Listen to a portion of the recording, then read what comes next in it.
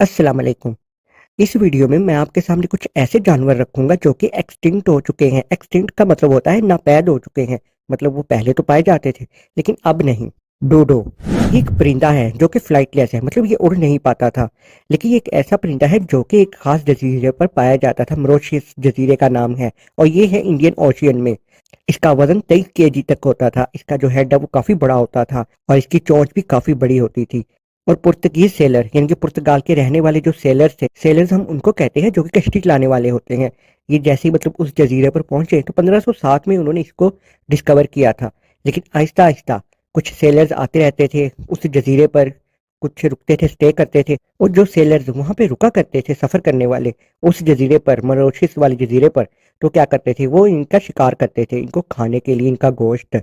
जिसकी वजह से इनकी पॉपुलेशन आहिस्ता आहिस्ता नापैद होती गई, मतलब ये खत्म होते गए। और जो आखिरी डोडो था वो 1681 में मारा गया था। उसके बाद ये दोबारा कभी नजर नहीं आए। क्यों? क्योंकि इनकी पॉपुलेशन खत्म हो चुकी है अब।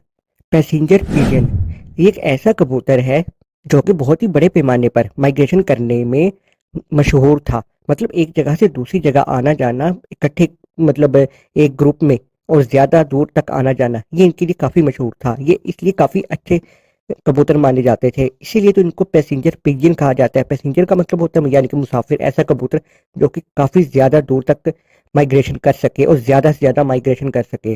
लेकिन माना जाता है कि 1900 से पहले ही ये आहिस्ता आहिस्ता नापैद होना शुरू हो गए थे, मतलब ये खत्म होना शुरू हो गए थे। और ये ईस्ट नॉर्थ अमेरिका में पाए जाते थे।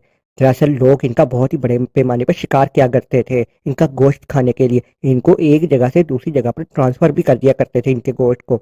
यहाँ तक कि इनके घोंसलों पर भी हमले किए जाते थे इनको उठाने के लिए, या इनके मतलब इनका गोश्त लेने के लिए। तो जाहिर जिसकी वजह से इनकी नस्ल कम होती गई और इन कबूतरों को कैद में रखने की भी एक नाकाम कोशिश की गई। और आखिरकार यही एक कबूतर जिसका नाम था मार्था, वो मारा गया था 1914 में एक चिड़ियाघर में जो कि ओहायो में था। और इस तरीके से इसकी भी नस्ल खत्म हो गई। ग्रेट ऑक, अगर देखा जाए तो ये परिंदा अगर आप गौर से देखें तो ये एक पेंगुइन की तरह भी लगता है। ये भी एक ऐसा परिंदा था जो कि फ्लाइटलेस था, मतलब ये उड़ नहीं सकता था। इसको सी बर्ड भी कहते हैं, जो कि समंदर में रहता था। अगर इसका साइज हम बात करें तो वो 30 इंच लंबा होता था। इसके छोटे छोटे पैर होते थे। ये स्विमिंग करने के काम आते थे, इसके जो विंग्स होते थे। लेकिन 1800 के करीब, उससे मतलब पहले पहले, ये भी नापैद होता गया। दरअसल इसको भी लोग खाने के लिए इस्तेमाल किया करते थे। काफी सारे सेलर्स आया करते थे। दरअसल ये जिन जजीरों पर पाया जाता था वो नॉर्थ अटलांटिक में थे और लोग इनके पास से गुजरा करते थे। और जब गुजरा करते थे तो इनको उठा उठा के अपने यानी कि कश्तियों में रखते थे, इनका शिकार किया करते थे ताकि मतलब इनको रास्ते में खा लिया जाएगा। इस तरीके से इसकी भी नस्ल कम होती गई। और ये भी आखिरी परिंदा 1844 में मारा गया था और उसके बाद दोबारा ये भी कभी नजर नहीं आया। और लास्ट में वुली मेमोथ, देखिए वुल का मतलब तो वैसे ऊन होता है, यहीं से आप अंदाजा लगा लो। वुली मेमोथ का मतलब तो यही बनता है, ऐसा हाथी जो कि मतलब जिसके जिस्म पर बहुत ज्यादा बड़े बड़े बाल हो, मोटे मोटे बाल हो, उसे वुली मेमोथ कहा जाता है, जो कि साइबेरिया में पाया जाता था। लेकिन माना जाता है कि ये 7500 साल पहले ही इसकी नस्ल खत्म हो गई थी एक बहुत बड़े क्लाइमेट चेंज की वजह से, यानी कि बहुत बड़े बर्फानी तूफान आए थे और जो बचे कुछ थे उनका शिकार इंसानों ने किया। और शिकार इसलिए किया था कि इसकी स्किन का इस्तेमाल किया जाए, जिसकी वजह से जो थोड़े बहुत रहते थे तो ये भी खत्म होते गए।